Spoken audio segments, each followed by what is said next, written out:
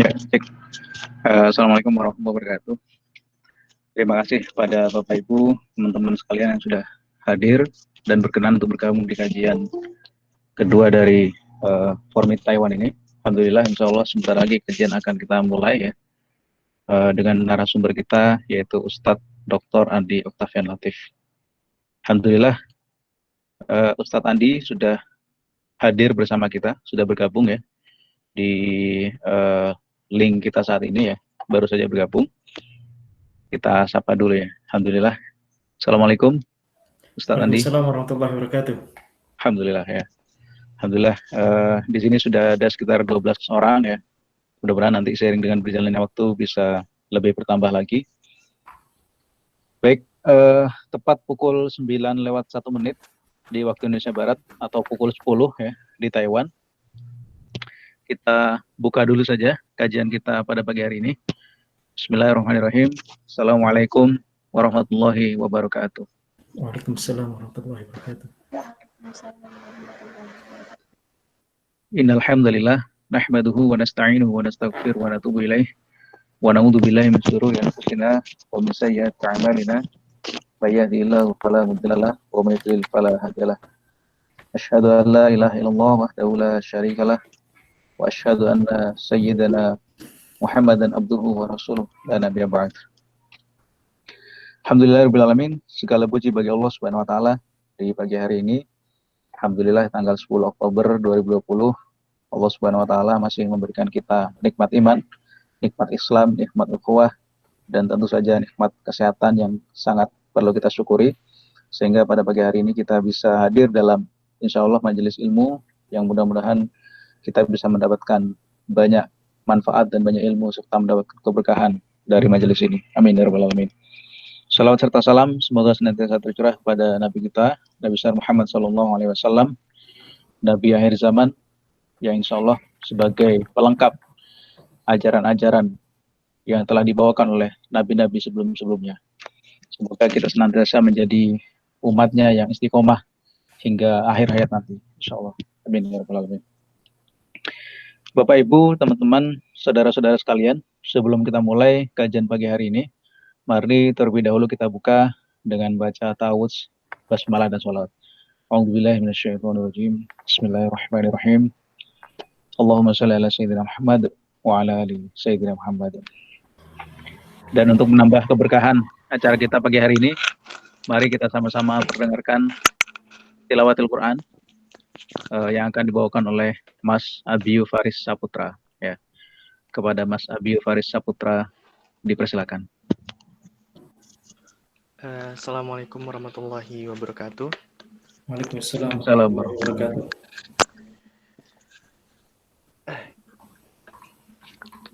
A'udzu billahi minasy syaithanir rajim.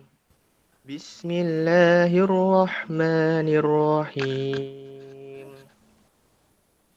Ya ayyuhalladzina amanu awfu bil 'uqud.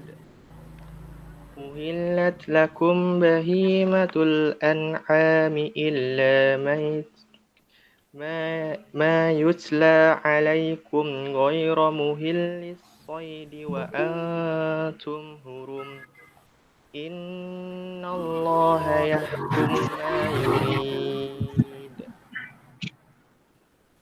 يا أيها الذين آمنوا لا تهلوا شعائر الله ولا الشهر الحرام ولا الهدي ولا القلائد ولا آمين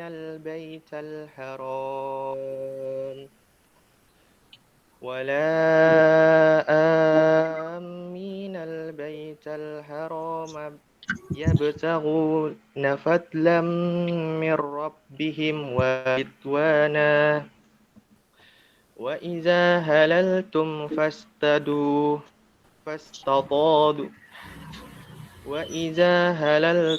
فاصطادوا ولا يجرمنكم شنآن قوم أن صدوكم عن المسجد الحرام أن تعتدوا وتعاونوا على البر والتقوى ولا تعاونوا على الإثم والعدوان واتقوا الله إن الله شديد العقاب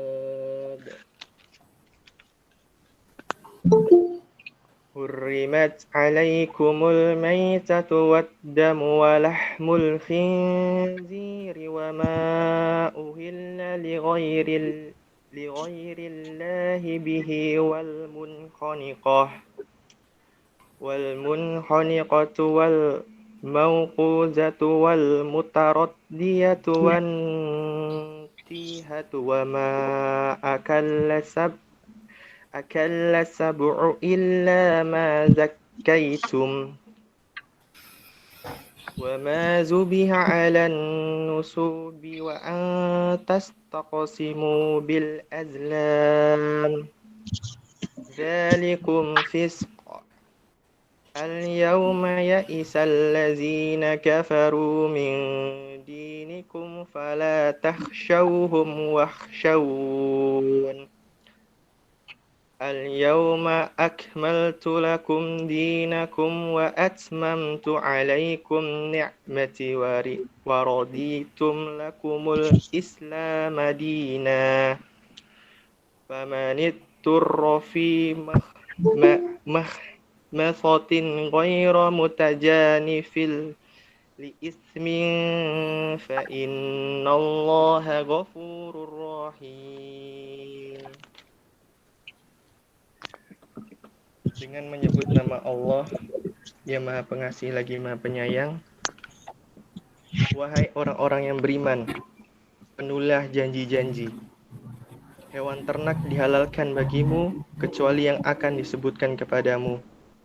Dengan tidak menghalalkan berburu ketika kamu sedang berihram, haji atau umroh, sesungguhnya Allah menetapkan hukum sesuai dengan yang Dia kehendaki. Wahai orang-orang yang beriman, janganlah kamu melanggar syiar-syiar kesucian Allah dan jangan melanggar kehormatan bulan-bulan haram. Jangan mengganggu hadyu, hewan-hewan kurban, dan qalaid, hewan-hewan kurban yang beri tanda. dan jangan pula mengganggu orang-orang yang mengunjungi Baitul Haram. Mereka mencari karunia dan keridhaan Tuhannya. Tetapi apabila kamu telah menyelesaikan ihram, maka bolehlah kamu berburu. Jangan sampai kebencianmu kepada suatu kaum, karena mereka menghalang-halangimu dari Masjidil Haram, mendorongmu berbuat melampaui batas kepada mereka. Dan tolong menolonglah kamu dalam mengerjakan kebajikan dan takwa. Dan jangan tolong menolong dalam berbuat dosa dan permusuhan. Bertakwalah kepada Allah, sungguh Allah sangat berat siksanya. Diharamkan bagimu memakan bangkai dan darah, daging babi, dan daging hewan yang disembelih bukan atas nama Allah, yang tercekik, yang dipukul, yang jatuh, yang ditanduk, dan yang diterkam binatang buas, kecuali yang sempat kamu sembelih. Dan diharamkan pula yang disembelih untuk berhala, dan diharamkan pula mengundi nasib dengan azlam, anak panah, karena itu suatu perbuatan fasik. Pada hari ini, orang-orang kafir telah putus asa untuk mengalahkan agamamu, sebab itu janganlah kamu takut kepada mereka, tetapi takutlah kepadaku. Pada hari ini telah aku cukupkan nikmatku bagimu, dan telah aku ridhoi Islam sebagai agamamu. Tetapi barang siapa terpaksa karena lapar bukan karena ingin berbuat dosa, maka sungguh Allah Maha Pengampun dan Maha Penyayang. Sadaqallahul azim. Terima kasih dari saya, kurang lebihnya mohon maaf. Saya kembalikan ke Pak Yogi selaku host dan MC. Assalamualaikum warahmatullahi wabarakatuh. Waalaikumsalam warahmatullahi wabarakatuh. Ya, terima kasih Mas Abiu Faris Saputra atas pembacaan Al-Qur'annya. Semoga insya Allah mendatangkan pahala bagi yang membaca dan kita semua yang mendengarkannya, serta menambah keberkahan pertemuan kita pagi hari ini. Alhamdulillah, Bapak Ibu dan teman-teman sekalian yang sudah bergabung, terima kasih sekali lagi kami ucapkan sudah bergabung di acara kajian bulanan Syiar dan Dakwah dari Forum Mahasiswa Indonesia di Taiwan pagi hari ini. Sebelum kita memulai acara inti, ada baiknya saya akan membacakan biografi singkat terkait dengan pembicara yang insya Allah akan menyampaikan materi pagi hari ini ya, yaitu Ustadz Dr. Andi Octavian Latif. Ustadz Andi ini adalah senior saya gitu ya. Jadi saya ini juniornya Ustadz Andi. Kami satu perguruan dulu di Departemen Fisika FMIPA Universitas Indonesia. Jadi Ustadz Andi ini angkatan 2006 ya, lulus tahun 2010, sedangkan saya masuk di Fisika UI tahun 2010. Jadi ketika Ustadz Andi ini lulus, saya baru masuk ya di Fisika UI gitu. Dan beliau termasuk salah satu alumni Departemen Fisika UI yang berprestasi. Jadi setelah beliau lulus S1, melanjutkan S2 di Amerika, di Maryland ya, Maryland College Park, United States, dan kemudian melanjutkan S3 di University of Birmingham. Alhamdulillah sekarang sudah lulus, sudah menjadi doktor, dan selain mendalami ilmu fisika, beliau juga mendalami ilmu agama ya. Dalam ilmu agama di Kuliatus Syariah Jamiatul Ma'rifah Al-Alamiyah di King Saud University, ya, di KSA ya, di Saudi Arabia, dan kemudian lanjut juga S2 takhusus Al-Fiqh wa Usul Kuliah Ad-Dirasat Al-Islamiyah Al-Jami'iyah Al-Islamiyah di Wilayati di Minnesota, Islamic University of Minnesota ya, 2010 dan sampai sekarang gitu. Alhamdulillah, suatu karunia Allah yang diberikan kepada Ustadz Andi ini. Selain beliau merupakan ahli fisika, beliau juga mempelajari ilmu agama ya. Dan insya Allah pada pagi hari ini kita ya akan belajar gitu terkait dengan fikih, bagaimana menyikapi kehidupan ketika kita berada di luar negeri gitu ya. Terutama mungkin buat teman-teman yang sekarang saat ini sedang menempuh pendidikan di luar ya, termasuk yang di Taiwan gitu ataupun di negara lain. Dan juga bagi teman-teman yang berada di Indonesia, tidak ada salahnya juga ya untuk mendalami ilmu fikih, bagaimana melihat kehidupan orang-orang yang sedang berada di luar negeri, orang-orang Islam yang ada di luar negeri, terutama terkait dengan menjalankan syariat gitu ya, hukum-hukum Allah yang berada di Al-Quran, di hadis maupun ijtihad para ulama seperti itu. Alhamdulillah, mungkin sekalian saya mewakili Presiden Formit ya, menyampaikan terima kasih pertama-tama kepada Bang Andi atau Ustadz Andi yang sudah berkenan untuk menyampaikan materi, dan kepada rekan-rekan sekalian yang sudah hadir pada pertemuan kami di pagi hari ini.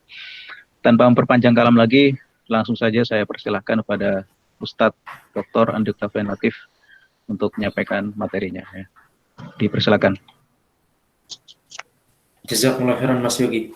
Ya. Assalamualaikum warahmatullahi wabarakatuh. Waalaikumsalam warahmatullahi wabarakatuh.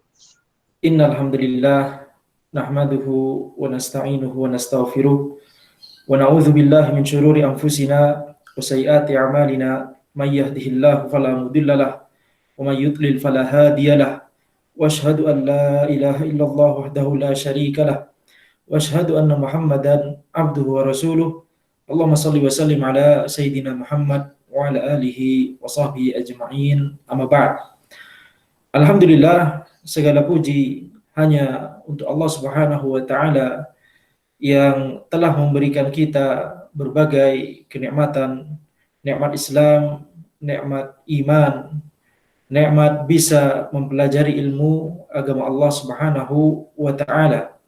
Maka semoga nikmat-nikmat yang Allah berikan kepada kita ini, semoga kita bisa menggunakannya untuk ketaatan, untuk berbuat kebaikan, dan untuk beribadah kepada Allah Subhanahu wa Ta'ala. Maka tema kita, alhamdulillah, sebelum kita memulai, Anda pribadi ingin mengucapkan terima kasih kepada komunitas Indonesia di Taiwan, ya, dan ini membuat saya pribadi ya itu rindu ketika rindu merasakan bagaimana ukhuwah sesama kaum muslimin, apalagi sesama orang Indonesia di luar negeri, itu rasanya berbeda ya, dan itu mungkin hanya bisa dirasakan oleh orang-orang yang pernah mengalaminya. Jadi alhamdulillah, ini adalah sebuah kehormatan bagi Anda untuk bisa diberikan kesempatan memberikan sedikit faedah atas apa yang pernah Anda pelajari dari para ulama tentang bagaimana tuntunan Islam kepada orang-orang yang tinggal di luar negeri, ya, tinggal di negeri yang mayoritas non-Muslim. Maka ini adalah di antara fikih aqliyat, yakni fikih minoritas. Bagaimana ketika kita misalnya hidup di negeri yang mayoritasnya non-Muslim, apa yang harus kita perhatikan, apa yang harus kita hati-hati dan harus kita ingat-ingat, ya, hukum-hukum Allah Subhanahu wa Ta'ala terkait permasalahan-permasalahan kontemporer yang ada di sekitar kita di luar negeri tersebut. Maka ini adalah sebuah tema yang sangat penting yang para ulama telah menjelaskan wajib bagi setiap orang yang hendak safar ke negeri yang mayoritas dia adalah non-Muslim. Ketika dia safar, misalnya mau berbisnis, mau berdagang, ataupun mau kuliah, seperti bisa jadi ya keadaan mayoritas dari para jamaah sekarang di Taiwan ataupun di negara-negara lainnya, mungkin mayoritasnya adalah sedang menempuh pendidikan. Maka wajib bagi kita untuk mempelajari hukum-hukum ini dalam rangka ya al-ilmu qabla al-qawli wal amal, berilmu sebelum berkata dan bertindak. Maka poin yang pertama yang wajib untuk kita sebutkan di sini, wasiat oleh para ulama terhadap orang-orang yang tadi sifatnya sudah telah disebutkan, tinggal di negeri mayoritas non-Muslim. Yang pertama adalah wajib bagi kita untuk membentengi diri kita dari syubhat dan syahwat. Jadi wajib bagi diri kita untuk membentengi diri kita dari syubhat dan syahwat. Syubhat adalah pemikiran-pemikiran yang bertentangan dengan Islam, ya, yang bertentangan dengan tuntunan Islam, yang bertentangan dengan akidah yang sahihah, ya, maka tidak diragukan lagi sesuai dengan realita yang kita temukan atau kita lihat di luar negeri. Banyak dari kita akan terpapar dengan pemikiran-pemikiran yang itu bertentangan dengan al-Islam. Contohnya misalnya adalah bagaimana yang kita lihat sekarang di mayoritas negara barat. Anda kurang tahu dengan negara-negara seperti Jepang, Korea, Taiwan begitu ya, karena tidak pernah di sana secara langsung. Akan tapi kalau di negeri barat, maka sekarang misalnya mereka sedang gencar untuk mendakwahkan LGBT gitu ya. Jadi di tahun-tahun 60, 70, 80 mereka merasakan bahwa mereka menganggap LGBT itu adalah sesuatu yang buruk, akan tapi lama kelamaan ya mereka kemudian menerimanya, kemudian bahkan mereka di sebagian negara mensahkan LGBT tersebut dan bahkan mengajarkan di pendidikan di sekolah, di elementary school, di sekolah dasar seperti misalnya di Inggris gitu ya.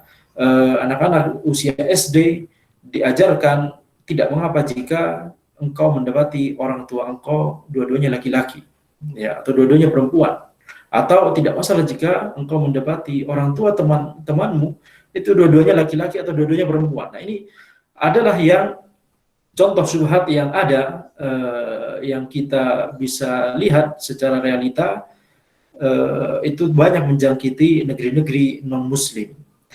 Maka untuk supaya bisa kita selamat ya secara akidah, mempertahankan akidah yang sahihah, karena ketika kita tidak bisa mempertahankannya maka itu sangat berbahaya, itu adalah merupakan dosa besar, bahkan merupakan kekufuran ya, menghalalkan apa yang Allah haramkan. Maka oleh karena itu wajib bagi kita untuk membentengi diri kita sebelum kita misalnya berangkat ke luar negeri, atau ketika kita sudah berada di luar negeri tersebut, itu lebih-lebih lagi hukumnya wajib bagi kita untuk membentengi diri dari syubhat-syubhat tersebut.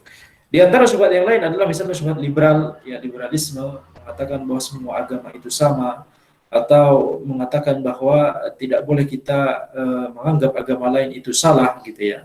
Maka ini adalah syubhat liberal yang ini juga merupakan hal yang berbahaya, pembatal keislaman, menganggap agama lain itu sama benarnya atau tidak boleh disalahkan, atau yang benar itu tidak hanya Islam, maka ini adalah termasuk pembatal keislaman ya, yang hanya bisa membuat kita selamat di dunia dan di akhirat itu hanyalah al-Islam. Kemudian wajib bagi kita untuk membentengi diri kita dari syahwat ya, sebagaimana yang tidak bisa kita pungkiri lagi ya, di negeri-negeri yang mayoritas non-muslim banyak sekali misalnya ya syahwat yang berkaitan dengan lawan jenis misalnya gitu ya, bagaimana adab tentang pakaian tidak sesuai dengan tuntunan Islam. Maka ini harus kita perhatikan, harus bagi kita untuk menjaga diri kita agar tidak terjerumus kepada syahwat tersebut. Di antara syahwat yang banyak juga terjadi di luar negeri adalah khamr dan narkoba ya, drug seperti weed dan atau kebiasaan untuk ngepub gitu ya, kebiasaan untuk pergi ke pub. Maka karena Anda pribadi sudah lama di luar negeri, Anda melihat teman-teman Anda yang non-muslim itu banyak di antara mereka yang sudah menjadi lifestyle ya, sudah menjadi bagian dari hidup mereka. Akhir pekan itu misalnya selalu ke pub dan seterusnya. Maka ini adalah diantara bentuk ya syahwat yang harus kita bentengi diri kita dari hal ini. Maka pertanyaannya adalah bagaimana kita membentengi diri kita dari syubhat dan syahwat?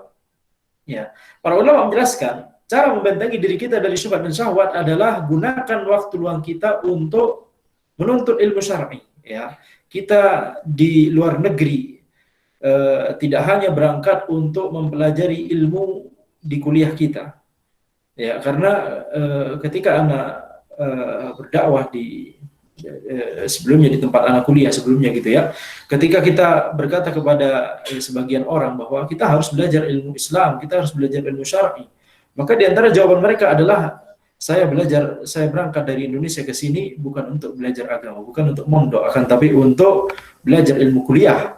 Ya, ajib. Maka kita katakan, "Na'am, kita berangkat ke sini untuk belajar ilmu kuliah, tapi kita hidup, ya, diwajibkan oleh Allah Subhanahu wa taala untuk mempelajari agama Allah. Kita berangkat ke negeri yang kita tinggali sekarang untuk kuliah, tapi kita hidup untuk beribadah kepada Allah, dan kita tidak bisa beribadah kepada Allah dengan benar kecuali dengan menuntut ilmu syar'i, ya, menuntut ilmu agama dengan pemahaman yang lurus. Maka para ulama menjelaskan, ya, man salaka tariqan yaltamisu fi ilman sahhalallahu lahu bihi tariqan ilal jannah. Barang siapa yang menempuh sebuah jalan untuk menuntut ilmu syar'i, maka Allah mudahkan bagi dia jalan menuju surga. Ya, maka ini menunjukkan bahwa menuntut ilmu syar'i itu adalah kunci yang utama di antara faktor yang penting, yang utama yang bisa memudahkan seseorang masuk surga. Dan tidaklah seseorang masuk surga kecuali dia telah lulus dari ujian, ya, telah lulus dari ujian syahwat dan syubhat yang ada ketika di dunia ini, ya, yang banyak terpapar kita terhadap syubhat dan syahwat tersebut. Maka menuntut ilmu syar'i selain dia merupakan ibadah, dia adalah hal yang bisa mempermudah kita untuk menuju surga, yaitu surga Allah Subhanahu wa taala. Barang siapa yang menempuh sebuah jalan untuk menuntut ilmu syar'i. Para ulama menjelaskan, jalan yang dimaksud adalah bisa jalan beneran. Kita jalan beneran ke masjid untuk meraih ilmu, untuk belajar ilmu di situ, untuk datang ke kajian. Atau jalan yang dimaksud adalah jalan, ya, secara majaz, yaitu seperti ketika kita kemudian membuka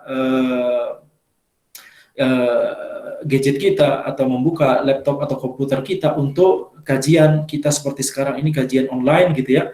Maka barang siapa yang menempuh sebuah jalan untuk menuntut ilmu, yakni ilmu syar'i, maka Allah mudahkan bagi dia pemahaman, mudahkan bagi dia untuk menuju surga, yaitu dengan cara pemahaman dia. Allah mudahkan bagi dia untuk mendapatkan pemahaman yang benar, dan Allah mudahkan bagi dia untuk beribadah dengan ibadah yang sahihah, yang diridhoi oleh Allah Subhanahu wa taala. Taib. Maka itu yang pertama, yaitu apa? Wajib bagi kita untuk membentengi diri kita dari syubhat dan syahwat dengan menuntut ilmu syar'i. Karena ketika kita menuntut ilmu syar'i, maka ketika kita mempelajari tuntunan Islam yang benar, akidah yang sahihah, akidah yang benar, kita dengan sendirinya akan bisa mengetahui kebatilan dari akidah-akidah yang batilah. Kita akan bisa mengetahui buruknya LGBT, kita akan bisa mengetahui buruknya paham liberalisme, kita bisa juga mengetahui bagaimana buruknya, ya, terlarangnya khamr, kemudian hikmah mengapa Allah Subhanahu wa taala melarang khamr, melarang seks bebas, begitu ya. Maka itu semua kita dapatkan dengan menuntut ilmu syar'i. Kemudian poin selanjutnya, di antara wasiat para ulama yang mereka sampaikan kepada orang-orang yang tinggal di minoritas, ya, tinggal di daerah yang minoritas, gitu ya, itu adalah, ini adalah kesempatan bagi mereka untuk menjalin ukhuwah dengan kaum muslimin yang memiliki latar belakang yang berbeda-beda. Ya, sebelum kita masuk ke pembahasan fikih, gitu ya, yang benar-benar fikih halal haram, kita hendak menyebutkan hal-hal yang sifatnya bisa kita katakan tazkirah atau tausiah, gitu ya. Jadi para ulama menjelaskan, mewasiatkan kepada kita, hendaknya ketika kita di luar negeri, ketika mayoritasnya adalah non-muslim, dan kaum musliminnya juga bermacam-macam, tidak hanya dari Indonesia, akan tapi juga dari negeri-negeri yang lain, ya. Seperti misalnya di Taiwan bisa jadi ada, ya, komunitas orang Arab, kemudian komunitas Turki, komunitas orang Mesir, ya, Mesir bagian dari orang Arab, ya, komunitas orang Maroko misalnya, atau misalnya, ya, orang dari Taiwan, asli Taiwan sendiri, yang telah memeluk Islam. Maka itu adalah kesempatan bagi kita untuk, ya, menjalin ukhuwah Islamiyah dengan mereka. Ya, para ulama menjelaskan, itulah di antara hikmah Allah Subhanahu wa taala mensyariatkan, ya, ibadah salat 5 waktu di masjid. Ini kalau tidak ada pandemi corona, ya. Dan itulah mengapa Allah Subhanahu wa taala di antara hikmah Allah Subhanahu wa taala mensyariatkan misalnya salat Id, Idul Fitr dan Idul Adha, berkumpul seluruh kaum muslimin di satu lapangan atau di satu masjid.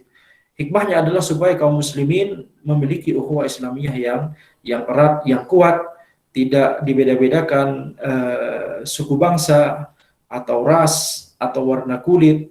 Ya, ini adalah kesempatan bagi kita selagi kita masih di luar negeri, ya, itu adalah kesempatan bagi kita untuk berinteraksi, bermuamalah dengan kaum muslimin dari negeri Arab, dari negeri Al-Maghrib, ya, Afrika bagian barat seperti Maroko, dari negeri misalnya Turki, dari negeri Pakistan, India, Bangladesh, atau ya kaum muslimin dari negeri barat, ya, orang kulit putih yang masuk Islam, atau orang Taiwan sendiri yang masuk Islam.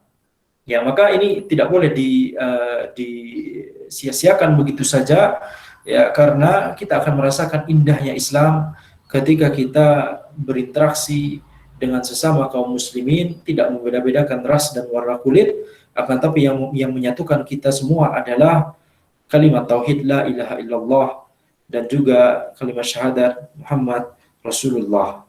Maka itu adalah sebuah pemersatu kaum muslimin, kalimat syahadatain, dua kalimat syahadat la ilaha illallah Muhammad Rasulullah.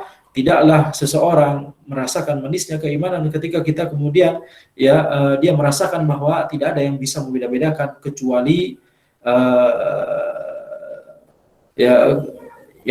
kecuali masalah akidah, ya, tidak peduli masalah ras, tidak peduli masalah warna kulit, ya, selama kita masih mengakui bahwa Allah adalah Rabb kita, tidak ada Tuhan yang berhak diibadahi kecuali Allah, kemudian Muhammad adalah Rasulullah, kitab suci kita adalah Al-Quran, kita meyakini akhirat, kita meyakini alam kubur, kita meyakini jannah wan nar, maka ya seseorang akan merasakan manisnya keimanan dan manisnya ukhuwah Islamiyah ketika dia bermuamalah dengan saudaranya sesama kaum muslimin walaupun dia berbeda background, berbeda warna kulit. Taib. Kemudian poin berikutnya yang diwasiatkan oleh para ulama, konsekuensi dari ketika kita bermuamalah, ketika kita tinggal dengan kaum muslimin yang backgroundnya berbeda-beda, konsekuensinya adalah bisa jadi ada masalah khilaf yang kita temukan. Ya, jadi masalah khilafiyah yang kita temukan akan menjadi lebih banyak, relatif lebih banyak daripada yang kita temukan di Indonesia. Ya, maka wasiat para ulama ketika kita menjumpai masalah khilaf, kita harus bedakan dulu ada khilaf yang mu'tabar dan khilaf yang ghairu mu'tabar. Khilaf yang mu'tabar maksudnya adalah khilaf yang teranggap. Khilaf yang boleh di situ ada khilaf. Ya, masalah yang boleh di situ ada khilaf. Seperti misalnya mayoritas khilaf dalam masalah fikih itu adalah khilaf mu'tabar. Mayoritas khilaf di antara mazhab itu adalah khilaf yang mu'tabar antara mazhab Hanafi dengan mazhab Maliki dengan mazhab Syafi'i dengan mazhab Hambali, itu mayoritasnya adalah khilaf yang sifatnya mu'tabar. Maka ketika kita menjumpai saudara kita misalnya dari orang-orang kaum muslimin dari India, Pakistan, Bangladesh atau dari Turki, kebanyakan dari mereka mazhabnya Hanafi, atau ketika kita menjumpai saudara kita kaum muslimin dari misalnya Sudan, dari misalnya Aljazair, dari Al-Maghrib, Maroko, maka mayoritas dari mereka bermazhab Maliki. Kemudian kalau kita menjumpai saudara kita yang berasal dari Saudi Arabia misalnya, atau sebagian dari Syam, dari Suriah, maka sebagian besar dari mereka mazhabnya adalah Hambali. Maka ketika kita menjumpai perbedaan ya di antara saudara kita tersebut, maka kita harus berlapang dada. Ya, kita harus berlapang dada. Contohnya misalnya di mazhab Hanafi, mereka tidak mengucapkan basmalah secara jahar. Kemudian sujud sahwi itu mereka melakukannya setelah salam. Dan sujud sahwinya hanya sekali. Ya, itu berbeda dengan mazhab Syafi'i. Ya, sujud sahwinya diletakkan sebelum salam. Ya. Jadi ini diantara perbedaan ya, bisa jadi membuat kita kaget ketika kita berinteraksi dengan saudara kita yang backgroundnya berbeda tersebut. Maka selama kita mengetahui bahwa itu adalah pendapat yang diakui di mazhab yang lain, kita harus toleransi, kita harus lapang dada. Ya. Akan tetapi para ulama juga menjelaskan kepada kita, ya, ketika kita menjumpai khilaf yang mu'tabar seperti ini, khilaf yang teranggap seperti ini, apakah kita harus selalu berpegang teguh pada suatu pendapat, yaitu pendapat mazhab kita, atau bagaimana? Ya, para ulama menjelaskan, ketika kita mengetahui ada pendapat yang dalilnya paling kuat, misalnya kita dijelaskan oleh ulama, dijelaskan oleh ustadz, dijelaskan oleh guru kita misalnya, bahwa suatu pendapat dalilnya paling kuat, maka kita harus mengambil atau mengamalkan pendapat tersebut, ya, karena Allah Subhanahu wa taala mewajibkan kita untuk beribadah kepada Allah dengan pendapat yang kita nilai pendapat tersebut dalilnya paling kuat, ya. Kita harus mempertanggungjawabkan amalan ibadah kita nanti di akhirat, dan kita hanya bisa mempertanggungjawabkannya, ya, jika kita memiliki landasan yang kuat, yaitu dalil yang kita rasa, kita nilai setelah kita belajar, ya, itu adalah pendapat yang paling kuat. Kemudian masalahnya di banyak kasus kita mengetahui 2 pendapat atau 3 pendapat, dan masing-masing dijelaskan oleh ulama masing-masing, dijelaskan oleh ustadz masing-masing, begitu ya, bahwa ini adalah dalil yang pendapat yang dalilnya paling kuat. Lalu bagaimana caranya untuk mengetahui ketika kita mempelajari misalnya pendapat pertama, ini dalilnya kuat. Ketika kita mempelajari pendapat kedua, wah ini dalilnya kuat juga. Ketika kita mempelajari pendapat ketiga, wah ini dalilnya juga kuat, sama-sama kuat, dan Anda bingung bagaimana mana pendapat yang dalilnya paling kuat. Maka pada kondisi ini, para ulama menjelaskan kita ikuti pendapat yang kita lebih percayai. Kita ikuti ulama yang kita lebih percaya dari segi ketakwaan, dari segi keilmuan, dari segi warok.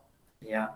Kalau kita misalnya mendapati 2 atau 3 atau lebih pendapat yang kita tidak bisa menilai mana dalilnya yang lebih kuat sesuai studi kita saat ini, kita tetap bingung gitu ya, ini kuat, ini kayaknya kuat juga. Maka ikuti pendapat dari ulama yang lebih kita percayai. Dan masuk dalam masalah ini, ya, masuk dalam kaidah ini, kalau kita lebih mempercayai mazhab Syafi'i misalnya, kan dari kecil sudah mazhab Syafi'i, dan kita diterangkan atau kita mencari pendapat yang lain, pendapat Hanafi, pendapat Maliki, pendapat Hambali, dalilnya disebutkan dan kita tetap bingung, maka tidak masalah bagi kita untuk ya, memilih pendapat yang lebih kita percaya dalam hal tersebut, yaitu dalam masalah tersebut, itu masalah mazhab Syafi'i, ya. Dalam kasus tersebut mazhab Syafi'i, karena kita lebih percaya dengan mazhab Syafi'i karena kita misalnya sudah dari kecil terbiasa dengan pendapat tersebut, atau misalnya kita sudah belajar 10 tahun, 20 tahun dengan seorang guru misalnya, maka wajar ketika kita menaruh kepercayaan yang lebih kepada guru kita, sehingga ketika kita tidak mendapatkan atau tidak bisa mengetahui mana pendapat yang dalilnya paling kuat, atau kita merasa dalil tersebut sama-sama kuat, maka itu wajar dan itu boleh oleh para ulama jika kita lebih memilih pendapat dari orang yang kita percaya, yaitu guru kita tersebut, ya. Akan tetapi ketika kita, ya, walaupun dari kecil misalnya sudah bermazhab tertentu, atau misalnya sudah berguru 10 tahun, 20 tahun dengan seorang ulama tertentu, kemudian dalam suatu masalah kita mendapati ada pendapat lain yang dalilnya lebih kuat secara objektif, ya, menurut studi kita saat ini dalilnya lebih kuat, argumennya lebih convincing, ya, lebih kuat, maka wajib bagi kita untuk memilih pendapat yang dalilnya paling kuat tersebut. Jadi ini diantara prinsip bagaimana kita menghadapi perbedaan pendapat yang ada di kalangan para ulama, khilaf mu'tabar yang ada di kalangan para ulama, perkaranya mudah, ya, tidak perlu dibuat susah, perkaranya mudah. Kalau misalnya kita melihat orang lain berpendapat berbeda, itu adalah khilaf yang mu'tabar, tidak perlu kita ingkari, ya, tidak perlu kita ingkari, Syekh, antum tidak boleh seperti ini, antum harus berpendapat atau harus mengamalkan seperti, tidak perlu. Karena bisa jadi dia mengamalkan pendapat yang dalilnya lebih kuat menurut dia. Karena bisa jadi dia lebih merasa ini adalah pendapat dari orang yang lebih dia percaya. Ya, jadi tidak perlu kita mengingkari atau ya melandaskan wala wal bara, melandaskan ya permusuhan dan kecintaan gitu ya di menggunakan khilaf-khilaf yang muktabar seperti ini tidak boleh ya. Seperti misalnya di mazhab Syafi'i misalnya ada masalah di salat subuh kunut, di mazhab yang lain mazhab Hambali tidak kunut. Ini adalah khilaf muktabar. Ya, di mazhab Syafi'i dan mazhab Hambali sunnah untuk melafazkan niat sebelum salat. Di mazhab yang lain tidak boleh melafazkan niat. Maka ini adalah khilaf muktabar, khilaf yang itu diakui oleh para ulama, tidak boleh bagi kita untuk kemudian saling mengingkari. Baru boleh kita jelaskan kepada orang lain tersebut kalau dia nanya, berkata, kalau dia bertanya kepada kita, menurutmu pendapat yang paling kuat dalam masalah ini apa? Baru kita jelaskan pendalilannya. Ya, kalau kita menilai atau mengkritik pendapat lain dalam rangka untuk menilai mana dalil yang lebih kuat, tidak masalah. Tapi kalau kita mengkritik orang yang mengamalkannya, maka ini yang bermasalah, karena itu adalah khilaf muktabar. Jadi jangan jadikan khilaf muktabar ini sebagai sumber gesekan di antara kaum muslimin. Ini adalah gesekan yang tidak perlu dan ini gesekan yang tercela. Ya, ini adalah gesekan yang tercela. Baik. Jadi sekali lagi tidak masalah bagi kita bagi seseorang misalnya untuk menilai misalnya kunut subuh itu tidak boleh dirutinkan di sholat subuh, dan tidak masalah juga bagi orang lain yang berpendapat kunut subuh itu disyariatkan di sholat subuh gitu ya. Jadi tidak masalah, ini adalah khilaf yang muktabar, akan tapi masing-masing memiliki pendapatnya masing-masing, memiliki penilaian masing-masing, tidak masalah bagi dia untuk menilai kunut subuh itu tidak disyaratkan di sholat subuh, tidak disyaratkan untuk dirutinkan di sholat subuh, dan juga tidak masalah bagi dia untuk meyakini bahwa kunut subuh itu adalah hal yang disyariatkan. Jadi ini ringkasan yang penting dalam masalah ini ya, wajib bagi kita untuk memiliki perhatian dalam masalah ini. Yang harus kita perhatikan adalah khilaf yang ghairu mu'tabar, khilaf yang tidak teranggap. Sebagaimana perkataan para ulama, walaysa kullu khilafin ja'a mu'tabaran illa khilafun lahu hadzun minan nazar. Tidaklah semua khilaf itu ya semuanya itu teranggap, ya, kecuali khilaf yang memang itu memiliki sisi pendalilan. Ya, jadi tidak semua khilaf itu teranggap. Ada khilaf yang teranggap, ada khilaf yang tidak teranggap. Adapun khilaf yang teranggap maksudnya adalah khilaf yang memiliki ya sisi pendalilan. Seorang ulama menilai dalilnya harus dalilnya bermakna begini, ulama yang lain menilai dalilnya bermakna begitu, sehingga ini adalah khilaf yang muktabar. Akan tetapi ketika dalilnya jelas, ketika dalilnya sharih, apalagi ketika para ulama sudah memiliki ijma' dalam masalah itu, kesepakatan para ulama mustahid, maka tidak boleh bagi kita untuk memilih pendapat kedua, abadan, sama sekali tidak boleh. Ya, seperti misalnya khilaf di antara kita dengan orang liberal misalnya, ini bukan khilaf yang muktabar. Khilaf antara kita dengan orang yang mendukung LGBT, ini bukan khilaf yang muktabar. Ya, jadi itu adalah khilaf yang tidak boleh kita kemudian ya berlapang dada. Ya, ini kita harus mengingkari. Ya, sebagaimana sabda Nabi Muhammad SAW, "Man ra'a minkum mungkaran," barang siapa yang di antara kalian yang melihat kemungkaran, maka falyughayyirhu biyadi, maka ubahlah kemungkaran tersebut dengan tangannya. Fa illam yastati' fa bilisani, fa illam yastati' fa biqalbi. Jika dia tidak bisa mengubah dengan tangannya, mengubah dengan tangan itu adalah kerjaannya aparat, kerjaannya ulil amri, kerjaannya pemerintah, mengubah dengan tangan. Melihat ada kemungkaran, ya tempat-tempat misalnya yang maksiat, ubah dengan tangan, itu kerjaannya ulil amri, itu wewenangnya ulil amri, wewenangnya aparat. Kemudian kalau kita tidak bisa, kita bukan ulil amri, kita bukan aparat, maka ubahlah dengan lisan kita. Ini wewenangnya para ulama, orang yang memiliki ilmu, para da'i, para ustadz, ya, yaitu dengan memberikan tausiah, memberikan peringatan, memberikan reminder, memberikan tazkirah. Maka ini adalah wewenangnya orang yang memiliki ilmu. Kalau kita tidak bisa, kita tidak memiliki ilmu, atau kalau kita berbicara maka itu akan memberikan mudarat yang besar, maka ubahlah dengan hati kita, ingkari dengan hati kita. Maksudnya adalah hati kita tidak berlapang dada, hati kita mengingkari. Ini adalah kesalahan. Tidak boleh kemudian seiring berjalannya waktu kita lama-lama kebiasa, kita lama-lama merasa itu sudah hal yang wajar. Itulah yang terjadi di kalangan non-muslim, di kalangan orang kafir terhadap LGBT. Ya, awalnya mereka membenci, awalnya mereka membenci, awalnya mereka merasakan menilai itu adalah perbuatan yang buruk, lama-lama ya mereka kemudian tidak mengingkari, lama-lama mereka malah menerima. Bahkan sekarang tidak hanya LGBT, tapi juga LGBT, TT, KIKI, IAP, banyak sekali ya singkatannya, silakan dicari di internet ya, kepanjangannya sudah banyak sekali. Tidak hanya LGBT 4 ya, akan tapi LGBT, TT, KIKI, IAP dan seterusnya ya, Anda tidak hafal. Maka khilaf yang ghairu mu'tabar itulah yang harus kita ingkari, akan tapi mengingkarinya dengan cara yang baik, dengan cara yang santun, agar tidak terjadi ya hal-hal yang tidak diinginkan. Ya, bisa jadi saudara kita ketika dia memiliki pendapat yang tidak muktabar tersebut, bisa jadi dia masih jahil. Nah, kemudian kita masuk pada permasalahan yang penting untuk kita sebutkan di sini. Di antara permasalahan yang penting adalah masalah makanan ya halal haram.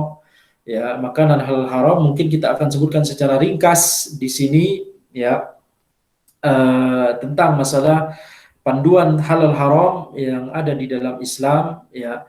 Hukum asal makanan dan minuman itu adalah halal ya, hukum asalnya adalah halal sebagaimana firman Allah Subhanahu wa taala, huwallazi khalaqalakum ma fil ardi jami'a. Dialah Allah yang menjadikan segala yang ada di bumi itu untuk kalian. Ketika Allah Subhanahu wa taala menyebutkan bahwa itu semua yang ada di bumi itu adalah untuk kita, maka itu berarti ya bahwa itu halal ya, hukum asalnya adalah halal untuk kita manfaatkan, halal untuk kalau itu berupa makanan, halal untuk kita makan. Akan tetapi kalau kita tahu bahwa hukum asal dari makanan dan minuman itu adalah halal, akan tapi syariat ya menyebutkan beberapa dalil mengecualikan beberapa makanan ya, dan minuman yang itu hukumnya haram untuk kita konsumsi ya. Misalnya yang pertama adalah babi ya, hurrimat alaikumul maitatu waddamu wa lahmul khinziri wa ma uhilla li ghairillahi bih. Allah Subhanahu wa taala berfirman, diharamkan bagi kalian untuk memakan bangkai ya, kemudian darah, kemudian daging babi dan hewan yang disembelih atas nama selain Allah Subhanahu wa ta'ala. Maka daging babi itu adalah haram ya, baik tulangnya, baik lemaknya, semuanya itu adalah haram, tidak boleh bagi kita untuk memakan babi tersebut. Kemudian yang kedua adalah bangkai. Bangkai yaitu hewan yang mati tanpa disembelih secara syar'i, biwairi zakatin syar'iyyah. Hewan yang mati tanpa disembelih secara syar'i. Ya, tentunya kecuali binatang laut, kecuali belalang ya.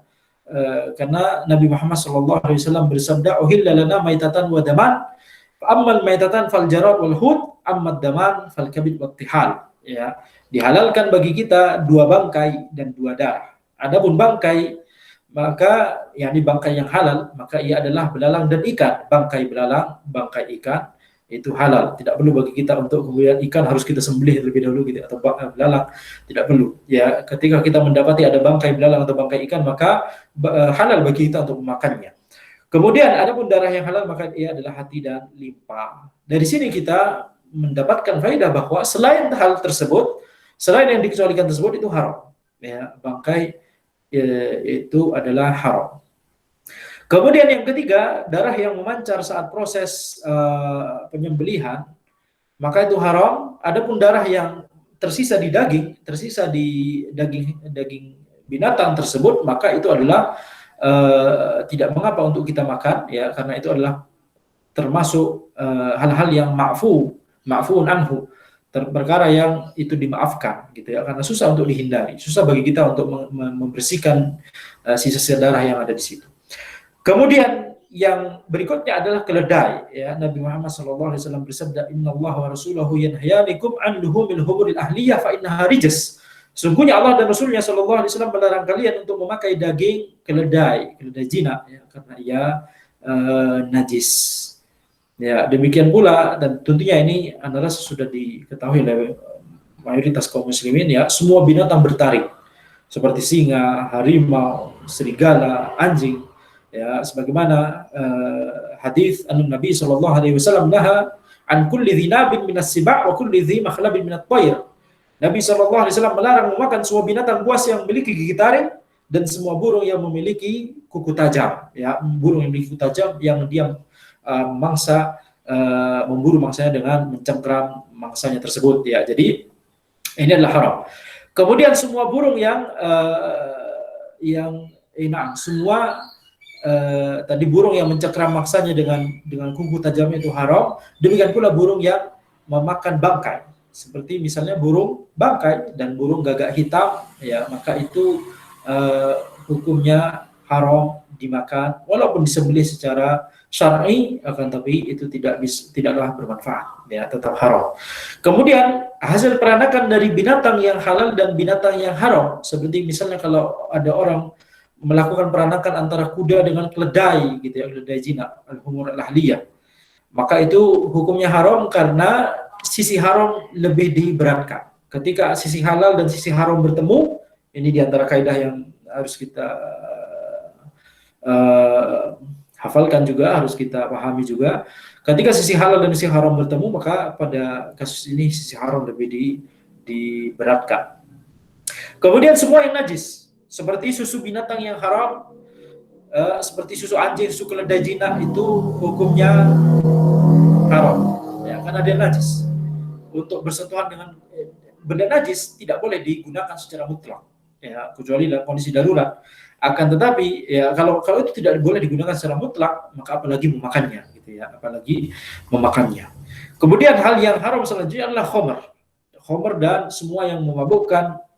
Allah Subhanahu wa taala berfirman, ya ayyuhalladzina amanu innamal khamru wal maisiru wal ansabu wal azlamu rijsun min 'amali syaitan fastanibuh la'allakum tuflihun. Wahai orang-orang yang beriman, sesungguhnya minum khamr, ya, minum khamr wal maisir, ya, berjudi, wal ansab, ya, ansab menghuni nasib dengan panah, ansab berkurban untuk berhala, kemudian aslam menghuni nasib dengan panah, itu semua adalah rijsun, ya, perbuatan yang najis min amali syaitan, termasuk perbuatan syaitan, fastanibuh, maka menjauhlah dari hal-hal tersebut, la'allakum tuflihun, agar kalian beruntung, ya. Kemudian yang terakhir, ya, yang kita sebutkan di kesempatan ini adalah yang haram juga dikonsumsi adalah yang berbahaya, ya, karena Nabi Muhammad SAW bersabda, la dharara wa la dirar, tidak ada sesuatu yang bahaya dan tidak boleh ada yang membahayakan dalam syariat, ya. Jadi tidak boleh kita melakukan sesuatu yang berbahaya dan tidak boleh bagi kita untuk melakukan sesuatu yang membahayakan, ya. Jadi seperti racun misalnya, maka itu tidak boleh untuk kita konsumsi, ya. Maka kalau kita sudah mengetahui beberapa hal yang haram ini, ya, wajib bagi kita untuk misalnya berhati-hati. Walaupun misalnya sebuah produk itu sudah dicap vegan atau vegetarian, tidak berarti bahwa dia halal, ya. Mengapa? Karena bisa jadi produk yang dicap vegan atau vegetarian tersebut itu, ya, memiliki, misalnya ada produk misalnya kue tart yang memiliki rum di situ, kemudian dicap vegan, gitu ya. Rum itu adalah hal yang haram, ya, untuk kita konsumsi. Maka benar bahwa label vegan atau label vegetarian itu sangat membantu kita untuk menilai apakah sesuatu tersebut itu halal atau haram, tapi tidak mesti. Bisa jadi ada produk-produk yang dia vegan atau vegetarian, dilabeli vegan atau vegetarian, kemudian ternyata masih memiliki kandungan yang makanan yang haram di situ, ya. Jadi kita harus berhati-hati dalam masalah ini. Kemudian bagaimana dengan daging hewan yang disembelih oleh non-muslim, ya. Allah Subhanahu wa taala berfirman, al-yauma uhilla lakumut thayyibat wa ta'amul ladzina utul kitaba hillul lakum wa ta'amukum hillul lahum. Pada hari ini dihalalkan bagi kalian makanan yang baik. Makanan sembelihan orang-orang yang diberi Alkitab, ahlul kitab, itu halal bagi kalian, dan makanan sembelihan kalian itu halal bagi mereka. Ya, jadi ketika kita mendapati, ya, misalnya itu disembelih oleh orang ahlul kitab, Yahudi dan Nasrani, maka itu, ya, halal bagi kaum muslimin. Akan tapi kalau kita mundur sejenak, ya, kita ingin taksil ya qawaid di sini ya. Kita ingin memperkuat pondasi kaidah dalam masalah ini. Kaidah yang pertama yang berlaku dalam masalah ini adalah al-asl fil luhum at-tahrim. Khalas. Hukum asal dalam masalah daging binatang, hukum asalnya adalah haram. Hukum asalnya. Ya, ini adalah kaidah yang banyak disebutkan oleh para ulama, disebutkan oleh Ibnu Qayyim rahimahullah, misalnya disebutkan kemudian oleh Syekh Sa'di, disebutkan kemudian juga oleh Syekh Al-Utsaimin rahimahullah, ya, dan banyak ulama terdahulu juga menyebutkannya. Al-asl fil luhum at-tahrim. Kondisi asal bagi hukum asal bagi daging itu adalah haram. Ya. Akan tetapi tidak perlu derajat yakin untuk menghilangkan hukum haram ini. Maksudnya adalah ketika kita mengetahui bahwa ada orang misalnya memberikan kita daging, selama kita mengetahui orang ini adalah muslim, selama kita mengetahui bahwa orang ini adalah misalnya ahlul kitab, ya, maka tidak masalah bagi kita untuk menerima daging tersebut. Seperti misalnya kalau kita di Indonesia gitu ya, kita makan bakso misalnya di pinggir jalan begitu ya, walaupun tidak ada label halalnya, tidak masalah. Mengapa? Karena penjualnya muslim. Ya, jadi ketika penjualnya atau yang memberikan makanan tersebut adalah seorang muslim, maka kondisi zahir ya, tidak sampai harus derajat yakin banget, tapi cukup zahir kondisinya orangnya tersebut, orang yang memberikan daging ini, orang yang menyembelih daging ini itu adalah seorang muslim. Maka kita percaya, tidak perlu kita tanya, ya Syekh, antum waktu menyembelih gimana caranya? Anda tes dulu supaya Anda bisa pastikan ini halal. Tidak perlu, ya. Selama kita mengetahui bahwa dia adalah muslim, maka kita terima, ya. Jadi hukum asal daging binatang itu haram, tapi kalau kita mengetahui binatang ini diberikan oleh saudara kita dari kalangan kaum muslimin, diberikan oleh tetangga kita seorang muslim, tidak perlu kita tanya, antum ini beli di mana tadi? Ini nyembelihnya udah benar nggak? Tadi pakai pisau yang tajam nggak? Atau sudah nyembelih basmalah? Tidak perlu kita bertanya seperti itu, gitu ya. Jadi walaupun kita membeli tidak ada label halalnya, akan tapi itu dijual oleh seorang muslim, seperti misalnya di Indonesia kita makan makanan di warung gitu, atau di pinggir jalan begitu ya, maka itu tidak masalah. Demikian pula ketika daging tersebut berasal dari ahlul kitab, ya, Yahudi dan Nasrani, maka orang yang memberikan kepada kita daging tersebut adalah seorang Yahudi, seorang Nasrani. Dia adalah ahlul kitab, dan Allah Subhanahu wa taala telah menghalalkan bagi kita ya makanan atau ya daging sembelihan dari ahlul kitab. Jadi kaidah pertama, hukum asal daging itu adalah haram. Akan tetapi ketika kita mengetahui bahwa orang yang memberikan kepada kita atau penjualnya itu adalah muslim, maka kita cukup berlandaskan pada kondisi zahir tersebut. Zahir yang memberikan makanan ini adalah muslim, zahir penjualnya adalah muslim, atau zahir yang memberikan makanan ini kepada kita adalah Yahudi atau Nasrani, maka tidak masalah. Bagaimana kalau misalnya bukan Yahudi atau Nasrani? Seperti misalnya, Anda kurang tahu kalau di Taiwan mungkin nanti koreksi kalau Anda salah, mayoritas bukan di atas agama Yahudi dan Nasrani, seperti orang-orang di Jepang, orang-orang di Korea begitu ya, mayoritasnya bukan ahlul kitab. Maka tidak boleh bagi kita untuk kemudian sembarangan menerima daging dari mereka, ya. Jadi itu perbedaan antara ahlul kitab dengan ahlul kitab Yahudi dan Nasrani. Itu saja. Adapun selainnya, kalangan Majusi, kalangan Zoroastrianisme, kalangan agama Shinto, Hindu, Buddha dan seterusnya, itu bukan ahlul kitab, sehingga tidak boleh bagi kita untuk menerapkan kaidah kedua. Ya, kaidah kedua tadi, ketika yang memberikan daging kepada kita seorang muslim, ketika yang memberikan daging kepada kita adalah Yahudi atau Nasrani, maka kita terima. Akan tetapi ada kaidah ketiga, ya, ini itu mengapa kita belajar fikih tidak boleh setengah-setengah, ya, tidak boleh setengah-setengah, atau kemudian tidak boleh terlalu terburu-buru menyimpulkan hukum dari sesuatu. Ada kaidah ketiga. Kaidah ketiganya apa? Yaitu ketika kita daging tersebut dari seorang muslim, atau penjualnya muslim, atau penjualnya Yahudi, atau penjualnya Nasrani, atau kita tinggal di negeri yang mayoritasnya ahlul kitab, seperti misalnya Inggris, seperti Amerika, seperti Eropa secara umum, ahlul kitab mayoritasnya, gitu ya. Akan tapi ada korina, Qarinah yang membuat kita hukumnya berubah. Qarinahnya apa misalnya?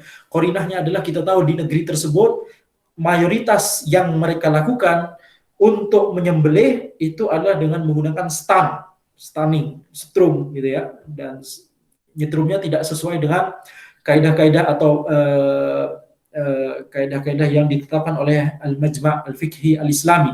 Al-Majma' Al-Fiqhi Al-Islami sudah mengeluarkan fatwa kalau mau pakai stan, karena di beberapa negara itu wajib ya, kalau tidak pakai di stan terlebih dahulu, di strum terlebih dahulu, maka itu menyalahi undang-undang.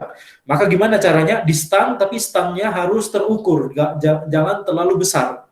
Dan Al-Majma' Al-Fiqhi Al-Islami, kalau tidak salah ya, kalau Anda tidak salah ingat, mereka bahkan sudah mengeluarkan dobit, mengeluarkan panduan, nggak boleh lebih dari sekian ampere dan seterusnya gitu ya. Jadi terukur. Akan tetapi kalau kita mendapati, kita misalnya di negeri yang mayoritasnya ahlul kitab, ya, kalau kita tinggal di negeri yang mayoritasnya bukan ahlul kitab, seperti mayoritasnya Hindu, mayoritasnya Buddha, mayoritasnya Shinto, mayoritasnya Zoroastrianisme misalnya gitu ya, mayoritasnya Majusi, maka tidak boleh kita sembarangan beli dagingnya. Harus benar-benar kita pastikan itu daging yang halal. Akan tapi kalau kita tinggal di mayoritas ahlul kitab, negeri yang mayoritas ahlul kitab, kalau pakai kaidah kedua tadi, tidak masalah kita beli daging dari Yahudi, daging dari Nasrani, kecuali kita terapkan kaidah ketiga. Kalau ada qarinah, kalau ada petunjuk bahwa ternyata di negeri ini orang kafir, orang non-muslim, Yahudi dan Nasrani, kalau mereka nyembelih binatang, mereka pakai setrum, dan setrumnya itu kelebihan sampai mayoritas binatangnya mati. Maka ini qarinah yang membuat kita harus mengubah hukum tadi. Tidak boleh bagi kita untuk kemudian sembarangan beli dari Yahudi dan Nasrani ya, ketika kita mengetahui ada qarinah tersebut. Atau qarinah yang lain, petunjuk yang lain adalah misalnya di negeri tersebut, misalnya kondisi yang terjadi di Inggris sekarang gitu ya, mayoritas walaupun mereka mengklaim mereka adalah Nasoro, akan tapi mayoritas itu agnostik. Mayoritasnya adalah agnostik. Mereka tidak mengamalkan lagi Nasoro. Mereka bahkan melecehkan Nasoro. Bahkan mereka mengatakan agama itu useless, agama itu tidak penting dan tidak bermanfaat bagi mereka gitu ya. Makanya adalah qarinah yang membuat kita mengubah hukumnya. Ini berarti kita tidak boleh sembarangan untuk beli daging dari mereka karena ada qarinah ya, mereka bukan Nasoro lagi gitu ya. Jadi ini harus diperhatikan. Ada 3 kaidah dalam masalah daging sembelihan. Yang pertama adalah hukum asal daging itulah haram, kecuali kalau misalnya orang tersebut secara zahir adalah muslim atau ahlul kitab, maka tidak masalah kita memakan daging tersebut. Akan tetapi kalau misalnya ada qarinah berikutnya, dia muslim, tapi dia dikenal dengan nyembelih tidak dengan cara yang benar gitu ya, di alatnya itu tidak tajam, kemudian dia cara menyembelihnya salah begitu ya, mana yang harus dipotong dan mana yang tidak, dia tidak perhatikan hal itu. Kalau kita tahu qarinah ini, walaupun dia muslim, tidak boleh kita terima gitu ya. Ini diantara contohnya. Kalau kita tahu ini Nasoro, negeri mayoritas Nasoro, negeri mayoritas ahlul kitab, tapi ternyata mayoritas Nasoronya juga ternyata sudah agnostik, atau mayoritas orang-orang kafir yang melakukan penyembelihan di situ pakai stan yang terlalu besar sehingga banyak binatangnya udah mati duluan, maka kita tidak boleh juga memakan daging dari mereka. Jadi ini harus kita hati-hati ya, supaya Anda terangkan di sini bagaimana keseluruhan kaidah dari para ulama supaya kita semua bisa lebih jelas dan lebih bisa menerapkan kaidah-kaidah tersebut dimanapun kita berada, apapun kondisinya. Kalau kita sudah tahu kaidah umumnya, kita bisa terapkan bi'idznillah ta'ala. Nah, jadi itu yang penting dalam masalah daging sembelihan ya. Kemudian kita masuk kepada materi berikutnya atau poin berikutnya dari yang wasiat dari kalangan para ulama kita gitu ya. Apa yang harus kita siapkan ketika kita tinggal di luar negeri gitu ya. Yang pertama adalah ketika kita berinteraksi dengan non-muslim, itu kita tidak boleh berwala kepada non-muslim. Kita harus barok, kita harus berlepas diri. Kita tidak boleh meridhoi agama mereka, kita tidak boleh meridhoi ajaran mereka, kita tidak boleh meridhoi ya pemikiran mereka yang bertentangan dengan Islam begitu ya. Kita harus barok, berlepas diri. Sebaliknya kita harus wala kepada kaum muslimin ya. Kita tidak boleh mengucapkan selamat hari raya kepada mereka dan juga karena mengucapkan selamat hari raya itu adalah bentuk ridho atas apa yang mereka yakini tersebut, begitu ya. Kemudian juga ketika mereka mengundang kita, ini banyak terjadi ya, sesuai pengalaman ya. Ketika mereka misalnya memiliki hari raya atau ingin merayakan hari raya mereka, kemudian mereka melaksanakan acara makan-makan untuk merayakan hari raya tersebut, maka tidak boleh bagi kita untuk datang ke acara makan-makan tersebut. Kalau acara makan-makan itu dilakukan dalam rangka merayakan hari raya agama mereka tersebut, ya. Akan tapi kalau acara makan-makannya itu tidak dalam rangka perayaan tertentu, itu dalam rangka hanya sekedar ya makan-makan biasa begitu ya, grup riset makan bareng gitu ya, maka tidak masalah bagi kita untuk datang. Ya. Akan tapi ketika kita misalnya diundang dalam rangka ikut merayakan apa yang mereka rayakan tersebut, maka itu tidak boleh. Oleh karena itu tidak boleh bagi kita untuk minder, ya ini penting. Tidak boleh bagi kita untuk minder, untuk malu dengan keislaman kita, dengan syariat kita. Kita terangkan apa adanya, afwan atau maaf gitu ya. Saya tidak bisa ikut makan-makan untuk kali ini, akan tetapi untuk momen-momen berikutnya saya bisa ikut gitu ya. Jadi harus kita dengan tegas menolak ya, dengan tegas menolak secara halus gitu ya. Menolak secara halus tapi tegas gitu ya. Jadi tidak boleh bagi kita untuk minder dengan keislaman kita. Islam adalah ya agama yang terbaik, agama yang satu-satunya agama yang diridhai oleh Allah Subhanahu wa taala. Bagaimana kita bisa minder? Harusnya kita percaya diri, harusnya kita ya berharap mereka mengetahui keindahan Islam, kebenaran Islam, bukan malah kita yang minder, bukan malah kita yang malu. Itu adalah bisikan dari syaitan supaya Islam tidak bisa disebarkan oleh orang-orang, oleh kaum muslimin. Ya. Kemudian wasiat berikutnya dari kalangan para ulama ya adalah bagaimana cara kita menghadapi Islamofobia. Cara kita menghadapi Islamofobia tentunya yang pertama adalah kita harus menjaga keselamatan kita, menjaga ya harus berhati-hati, apalagi ketika kita safar, apalagi ketika kita misalnya ya berjalan sendirian di tempat yang sepi, seperti misalnya mahasiswa baru pulang dari kampus malam-malam gitu ya, jam 8, jam 9, jam 10 malam misalnya. Ini tergantung, kalau misalnya musim summer jam 9 masih terang ya. Tapi antum tahu, paham maksud anak. Ketika sepi atau ketika safar kita harus berhati-hati, ekstra hati-hati, apalagi ketika kita ya membawa keluarga, anak-anak misalnya, kita harus hati-hati ya, kita harus waspada mengingat sekarang sedang marak Islamofobia. Apalagi kalau kita tinggal di negeri yang Islamofobia itu tinggi, ya. Anda tidak tahu di Taiwan bagaimana, semoga Islamofobia di sana minimum, tidak ada gitu ya. Tapi kalau misalnya di negeri barat, apalagi Amerika gitu ya, ketika Anda masih di sana, itu Islamofobia tinggi sekali. Maka kita harus berhati-hati, dan yang kedua, tidak boleh kita kemudian membalas keburukan dengan keburukan, ya. Kita membalas keburukan dengan kebaikan.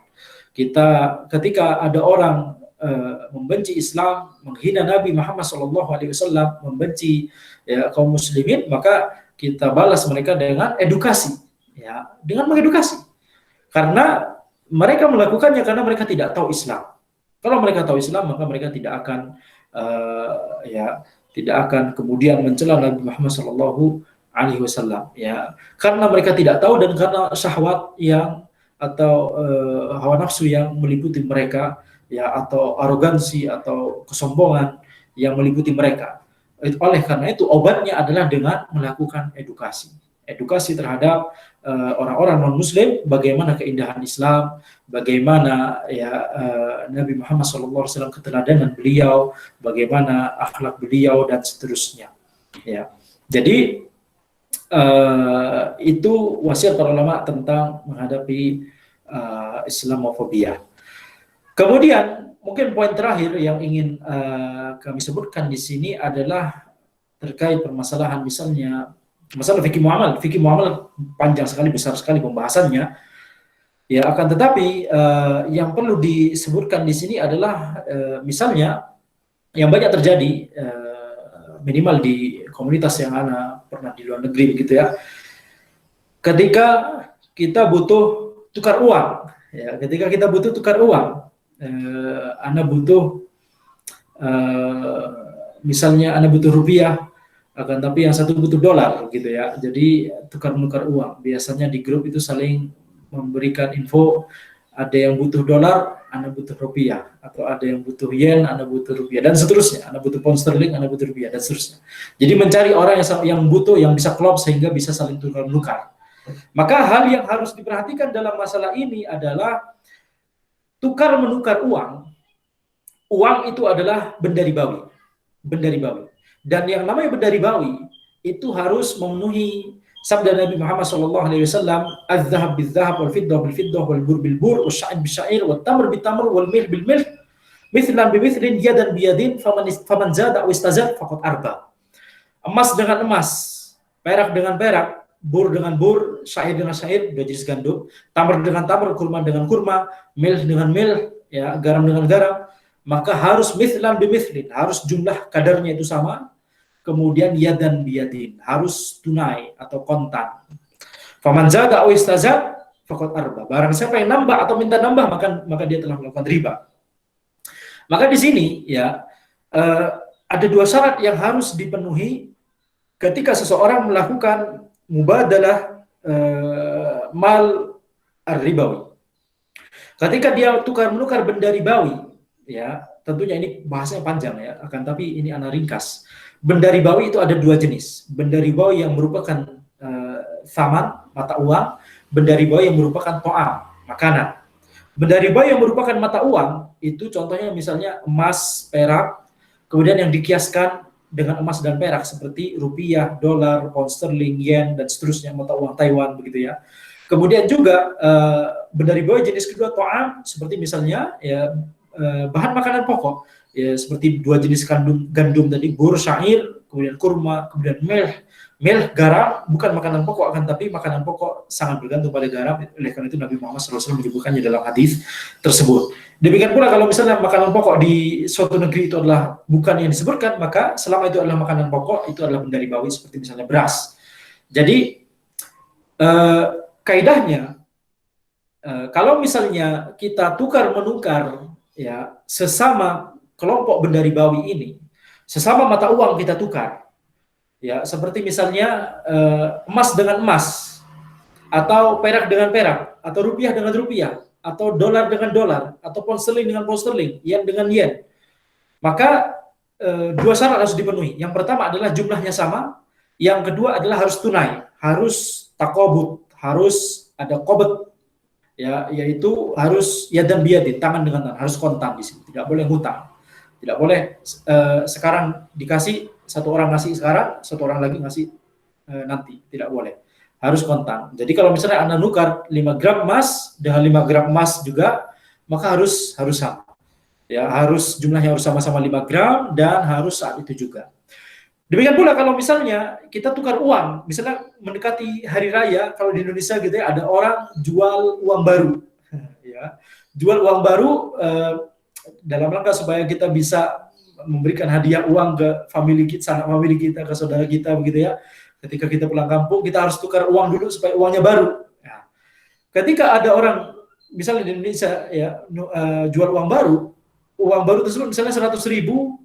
Ya, pecahan 20.000, 5 baru-baru begitu ya misalnya, kita harus bayar 105.000 untuk mendapatkan uang baru 100.000, ya, pecahan 20.005 misalnya, atau 500.000 pecahan 100.000 5 biji begitu ya, 5 lembar, tapi baru-baru kita harus bayar 550.000 misalnya gitu. Ini adalah riba. Ya, mengapa? Syaratnya ini rupiah dengan rupiah dilakukan secara kontan, akan tetapi ya tidak sama jumlahnya. Anda bayar 100, Anda dapat 100.000, Anda bayar 105.000. Anda dapat 500.000, Anda harus bayar 550.000. Ini riba, kelebihannya itu riba. Jadi ini adalah transaksi riba, ini harus hati-hati. Walaupun keduanya sama-sama ridho. Anda ridho beli uang baru itu dari dia ridho menjual uang baru tersebut ke Anda. Ini tidak boleh.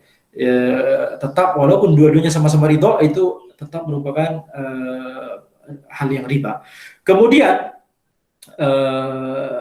ya, jadi kalau misalnya kembali lagi ke kasus yang tadi, kalau misalnya sesama kelompok mata uang akan tapi jenisnya berbeda, rupiah dengan dolar misalnya, maka cuma ada satu syarat yang harus dipenuhi, yaitu ya jumlahnya nggak harus sama. Kalau sama nanti zalim ya, 10.000 rupiah, 100.000 rupiah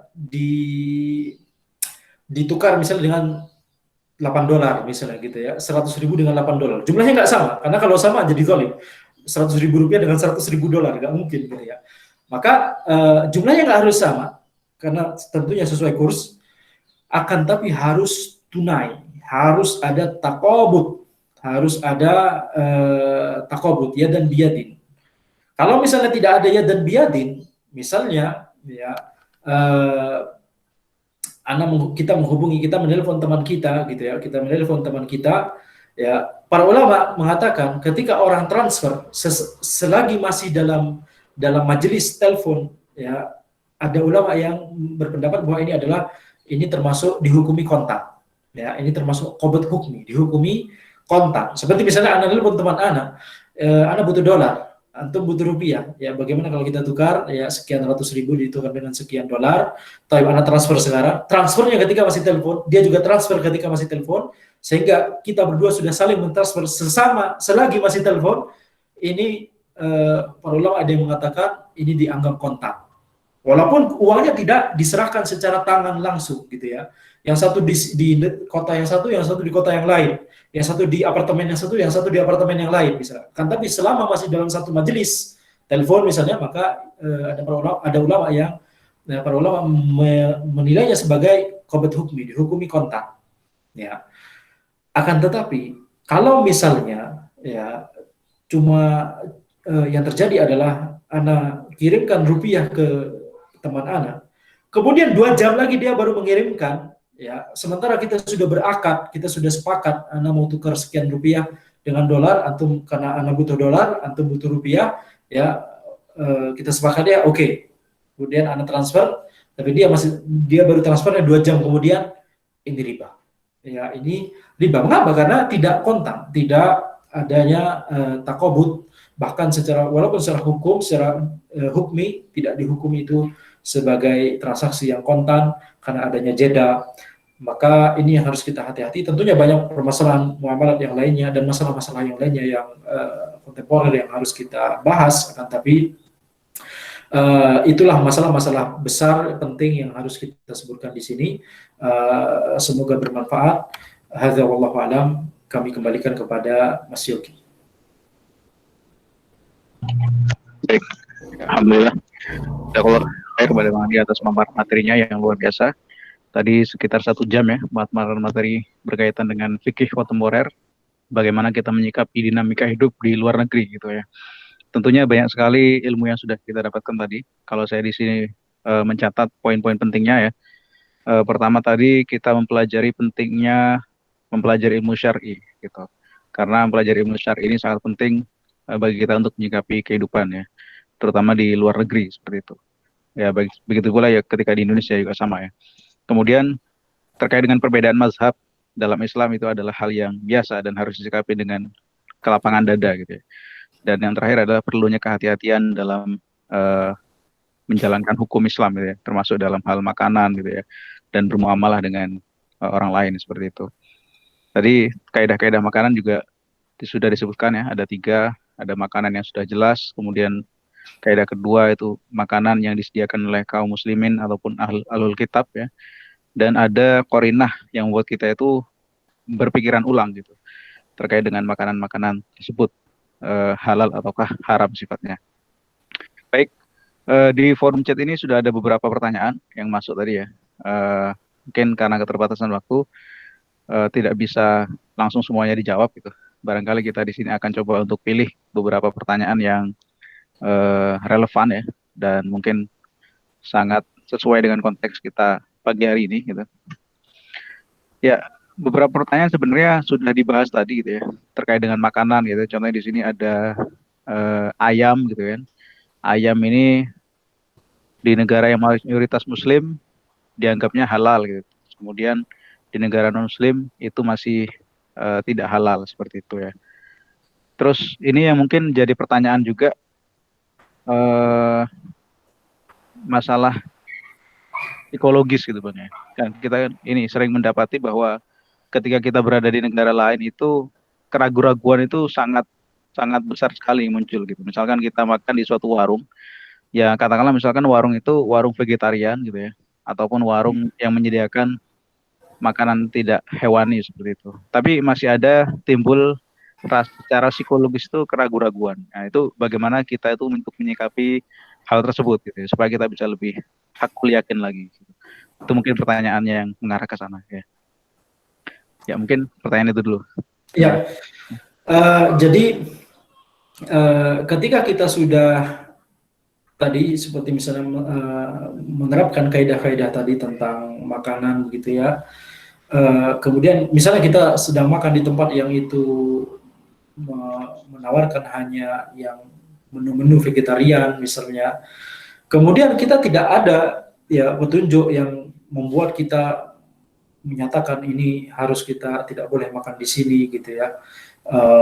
Ini haram misalnya. Kalau tidak ada petunjuk yang mengarah ke sana, maka itu hanya sekedar keraguan kita. Ya, jadi Islam itu tidak menyusahkan kaum muslimin ketika kita misalnya melihat itu makanan yang ditawarkan itu adalah makanan-makanan yang tidak hewani begitu ya.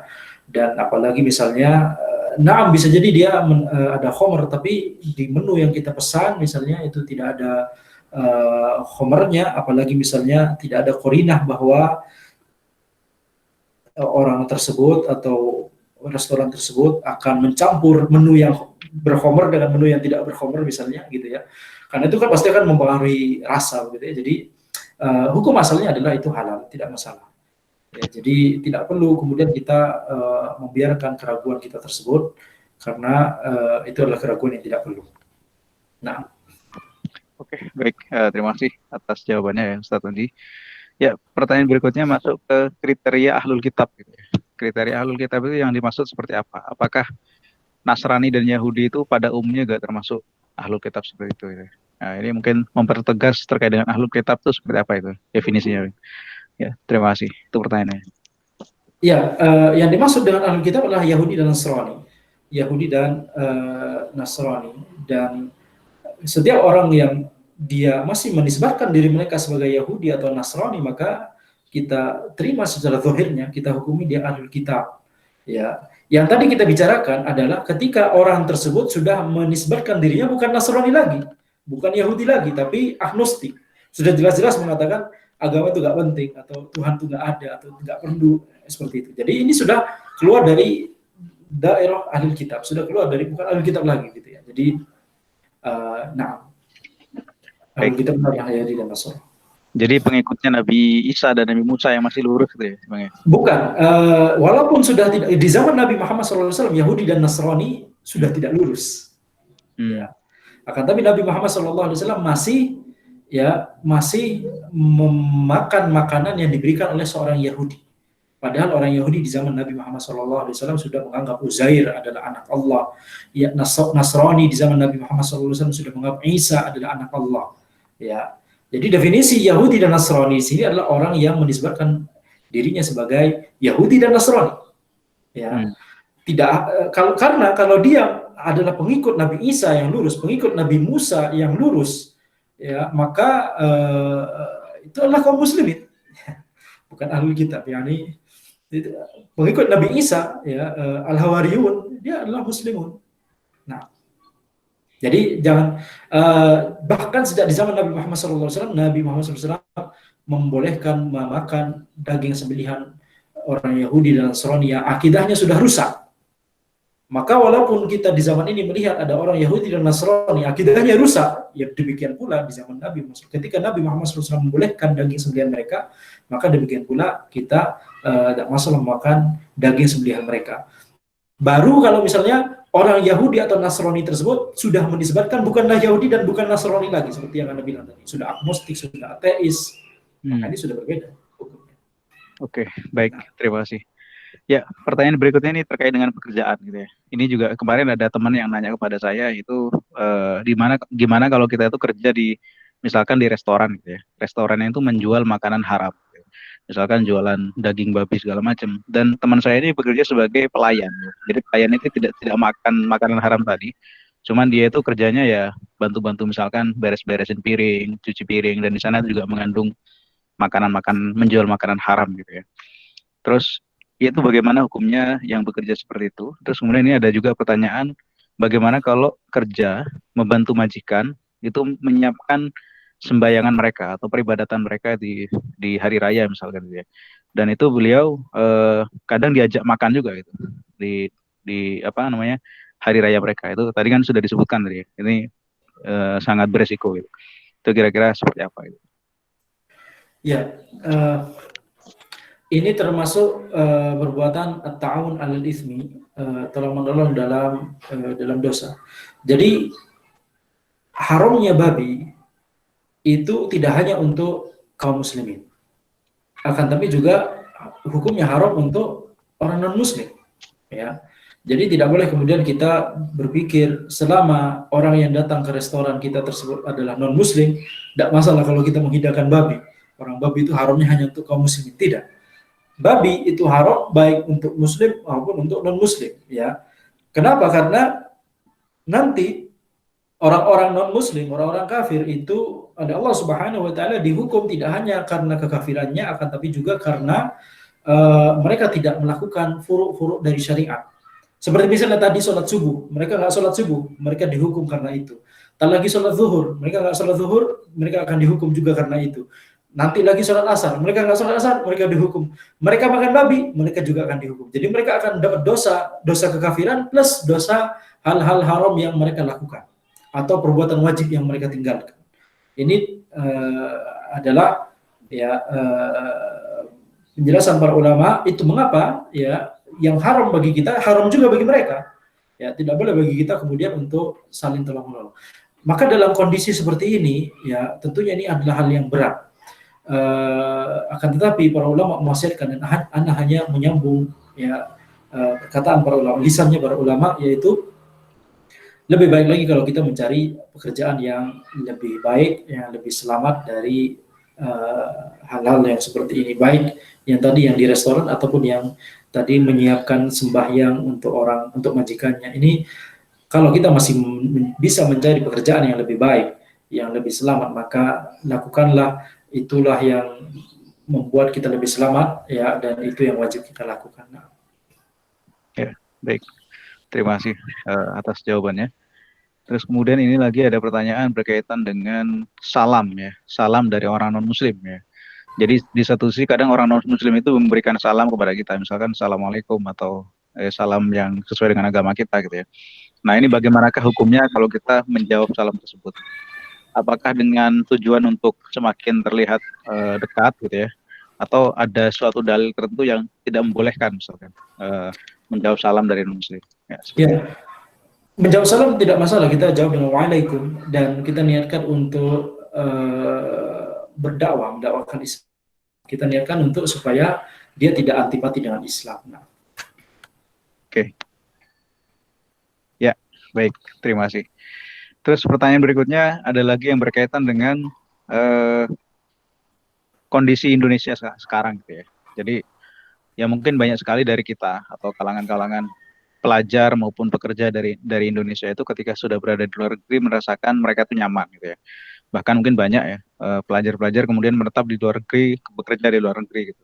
Karena dengan pertimbangan untuk kembali ke Indonesia itu hidupnya lebih susah seperti itu. Nah ini seperti apakah penyikapan kita gitu ya?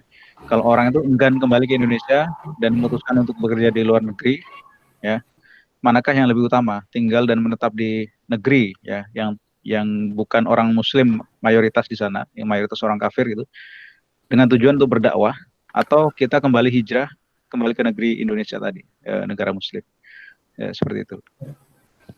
Ya, para ulama menyebutkan di antara syarat orang boleh tinggal di sana adalah misalnya untuk berdakwah, dan dia mampu untuk berdakwah, dan dia berdakwah di sini maksudnya tidak hanya berdakwah menjadi pengajar, menjadi ulama atau ustadz, akan tapi dia menjadi bagian dari tim dakwah gitu misalnya ya.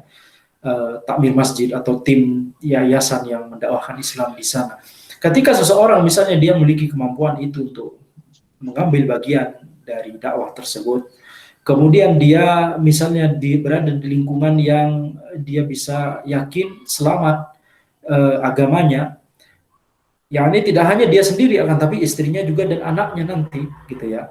Maka para ulama membolehkan ya kalau tujuannya itu dakwah. Ya, kalau misalnya tujuannya yang lain misalnya untuk berobat, obatnya tidak ada di negeri kaum muslimin, obatnya hanya ada di negeri kafir tersebut, maka tidak masalah gitu ya. Tapi tetap wajib untuk membentengi diri kita dari syubhat dan syahwat seperti yang telah dijelaskan tadi. Jadi ini melihat kondisi kita. Kalau kondisi kita ini perkaranya kembali kepada maslahat madharat. Ya, perkaranya kembali kepada maslahat madharat. Kalau kita tinggal di sana, kemudian itu membuat diri kita atau istri kita atau anak-anak kita tidak istiqomah di atas Islam, kita lebih baik kembali. Kita lebih baik mencari tempat yang lebih ya selamat bagi keluarga kita. Ya, nyamannya hidup di dunia tidak bisa kita tukar dengan kenyamanan nanti di akhirat. Ya, tidak bisa ditukar dengan akidah kita, tidak bisa ditukar dengan keistiqomahan kita. Akan tapi kalau misalnya kita masih merasa yakin bahwa kita bisa istiqomah, misalnya ada komunitas Islam yang kuat di negeri atau di daerah tersebut gitu ya, di tempat kita tinggal tersebut, maka kemudian kita meniatkan juga untuk berdakwah, maka bisa jadi itu adalah yang terbaik menyebarkan Islam di negeri tersebut. Jadi kembali ke masing-masing orang, maslahat madharat. Ya, kembali ke masing-masing orang ya, dengan pertimbangan maslahat dan madarat tadi ya. Ya, terus kemudian ada pertanyaan lagi terkait dengan makanan lagi ini ya. Salah satu bahan roti yaitu sourdough, bahan utamanya tepung, air, dan ragi, lalu difermentasikan selama sepekan. Dan Majelis Ulama Indonesia menyatakan itu perlu diperhatikan raginya, kehalalannya ya. Apakah alkoholnya itu ditoleransikan kadarnya atau tidak? Sama tadi juga ada pertanyaan yang mirip yaitu terkait dengan vegan tadi itu ya. Kira-kira seperti apakah kriteria kehati-hatian kita terhadap makanan yang menu vegan tadi itu kan masih perlu dipertimbangkan tadi ya. Sempat dibahas tadi. Itu tadi. Ya, ini pertanyaan yang harus tidak bisa dijawab dengan singkat di majelis ini, harus ada pertanyaan lebih lanjut begitu ya, harus ada penelaahan lebih lanjut dan wallahu a'lam mana tidak bisa menjawab pertanyaan yang sourdough ini. Tapi yang vegan bagaimana Mas Yogi tadi yang vegan? Tadi kan sempat dibahas ya, makanan vegan tadi masih belum pasti yang semuanya dinyatakan secara vegan itu sudah pasti halal gitu kan. Ya. Mungkin ada suatu kriteria tertentu yang kita juga perlu berhati-hati di sana. Gitu. Ya, jadi kriterianya adalah selama makanan tersebut ya kita sudah berusaha untuk melihat gitu ya, tidak ada kandungan-kandungan yang haram ya, seperti misalnya tadi ada kue tart yang mengandung rum begitu ya, maka tidak masalah bagi kita untuk memakannya. Oleh karena itu ya tadi lupa disebutkan, setiap kita berada di sebuah negeri non muslim gitu ya, kita harus konsultasi dengan komunitas muslim di sana, atau dengan misalnya ada yayasan Islam atau organisasi Islam di sana, karena mereka lebih tahu tentang kehalalan dan keharaman suatu produk. Jadi tanyakan secara langsung, produk ini halal atau tidak ke teman kita yang memang orang asli sana, atau takmir masjid sana, atau orang yang sudah lama di sana, ini halal atau tidak. Atau kalau kita tidak bisa, kemudian ada yang mencurigakan, misalnya ada kode-kode gitu ya, kita telepon perusahaannya gitu ya, dalam rangka untuk mengecek ini maksudnya apa gitu ya. Jadi itu yang harus kita lakukan gitu ya, karena di situ misalnya tertulis ada kode tertentu yang kalau ketika kita cek, misalnya biasanya di website, di internet itu ada website yang menampilkan kalau kode makanannya ini maka itu halal, kalau kode makanan ini harus dicek terlebih dahulu kepada produsen. Itu harus kita telepon dalam rangka kehati-hatian ya, harus kita telepon, karena betul hukum asal dari makanan adalah halal, akan tetapi kita sudah diberikan informasi ini ada sebuah kode yang kita tidak tahu, A sekian nomor sekian gitu ya, dan kita sudah cek di website misalnya ini harus hati-hati, maka kita harus hati-hati, kita harus telepon atau kita tanya ke orang di masjid atau kaum muslimin yang sudah tinggal di sana lama, yang tahu tentang yang memperhatikan masalah halal haram tentunya, dan atau organisasi Islam ya, mereka biasanya sudah meriset mana produk yang halal dan mana produk yang haram. Jadi Kalau kita sudah melakukan hal itu semua, tidak perlu khawatir, tidak perlu was-was lagi gitu ya. Kita tawakal kepada Allah. Kalau kita ternyata misalnya masih terjatuh pada kesalahan, selama kita sudah berikhtiar tadi, semoga Allah Subhanahu wa taala mengampuni kita, memaafkan kesalahan kita. Nah. Baik, terima kasih Ustadz Andi atas jawabannya. Ya mungkin ini sebagai pertanyaan terakhir ya, sekaligus menjawab terkait perbedaan mazhab atau perbedaan perilaku kita menggunakan pakaian itu. Jadi kadang kita menjumpai orang atau wanita muslimah itu ketika sholat tidak menutup kaki gitu kan. Karena kan aurat wanita itu ya kita tahu yang boleh dipertampakkan hanya wajah dan telapak tangan. Nah ini terkait dengan kaki mungkin suatu hal yang khilafiyah ini ya. Kira-kira apakah yang betul ada yang kaum muslimah ini diperbolehkan untuk membuka kelihatan kakinya misalnya gitu ketika sholat ya.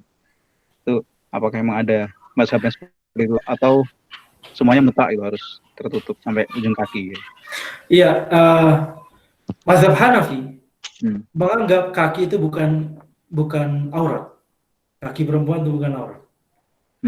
Kaki, telapak kaki dan ya mereka menganggap itu bukan aurat, sehingga mereka tidak pakai kaos kaki walaupun sholat, walaupun di luar sholat. Jadi jangan heran ketika kita melihat ada wanita yang backgroundnya misalnya mazhab Hanafi, misalnya dari Pakistan, India, Bangladesh, Turki Hanafi juga setahu saya. Jangan heran kalau misalnya mereka bercadar menutup wajah, tapi kakinya tidak ditutup dengan kaos kaki. Baik di luar sholat, jalan di luar gitu ya, di jalan atau di dalam sholat, ketika sholat. Jadi jangan heran karena itu tidak dianggap aurat oleh mereka. Dan ini adalah bentuk ya kita harus toleransi, lapang dada dalam masalah ini. Dan tentunya pendapat yang terkuat menurut kami pribadi, dan itu pendapat di mazhab Syafi'i, di mazhab Hambali, adalah kaki wanita adalah aurat, jadi harus ditutup juga gitu ya. Jadi kita nggak boleh ikut-ikutan juga gitu ya, karena mayoritas orang-orang yang bermazhab Syafi'i, Hambali itu menilai kaki adalah aurat, kaki wanita adalah aurat. Nah. Oke, baik, terima kasih. Ya, terkait dengan masalah waktu ya, jadi sekarang sudah menunjukkan pukul 11:35 di Taiwan ya, sebentar lagi sudah masuk waktu zuhur. Mungkin tidak semua pertanyaan, masih ada beberapa pertanyaan seperti tadi yang belum sempat dijawab. Namun secara garis besar semuanya tadi sudah lumayan komprehensif ya, cukup komprehensif dari pembahasan kita terkait dengan fikih menyikapi kehidupan di luar negeri. Mudah-mudahan apa yang sudah kita pelajari ini bisa bermanfaat tentunya untuk kami yang sedang berada di luar ya, dan tentu menambah pengetahuan bagi teman-teman ataupun Bapak Ibu yang masih di Indonesia untuk mempelajari bagaimana dinamika kehidupan di luar negeri seperti ini. Kami ucapkan terima kasih kepada Ustadz Andi Oktavian Latif. Ya, alhamdulillah kajian kali ini ada sekitar 40 orang tadi yang hadir ya. Dan ada juga Mas Iqbal Hanafri ya, ini sudah bergabung. Presiden Formit ya, Mas Iqbal Hanafri. Mungkin dari Mas Iqbal sebelum kita tutup ada yang mau disampaikan, Mas Iqbal?